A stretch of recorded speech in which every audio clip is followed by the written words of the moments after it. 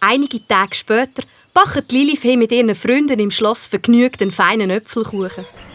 Da hört sie draussen ein Rauschen und ein Knirschen.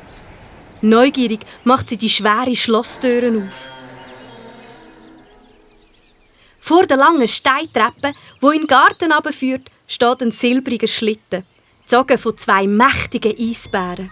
So etwas hat Lilifee ja noch nie gesehen. Aufgeregt springt sie die Schlossstege hinab.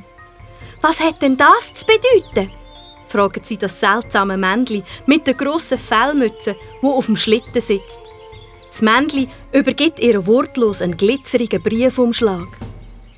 Mit zittrigen Händen macht die kleine Prinzessin den Brief auf und liest: «Liebe Lilifee, seit meiner Rückkehr passieren merkwürdige Sachen in meinem Königreich. Der Rosalie geht sehr schlecht. Ich brauche deine Hilfe. Dein Prinz Wladimir.» Die Lilifee liest den Brief noch einmal.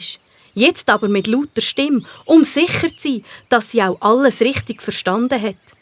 Dann dreht sie sich zu ihren Freunden um, die hinter ihr auf den Stegen stehen. «Was ist? Kommt ihr auch mit?» fragt Lilifee. «Klar, wir sind dabei!» rufen Clara, Cindy und der kleine Käfer, der Oskar.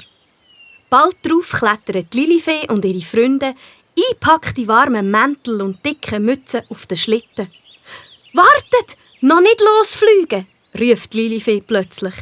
«Ich will für alle Fälle noch einen Büttel voll mit Zauberkräutern mitnehmen!» Schnell holt sie aus dem Schloss ihren Büttel mit den Zauberkräutern. Dann fliegen sie zum Prinz Wladimir. «Wie aufregend!» piepsen die beiden Mäuse. «Also, ich weiss nicht so recht», meldet sich der Oskar zu Wort. «wenn das nur mal gut geht.» «Das wird's bestimmt», lächelt Lilifee und streichelt dem Oskar ganz vorsichtig über seinen kleinen Kopf.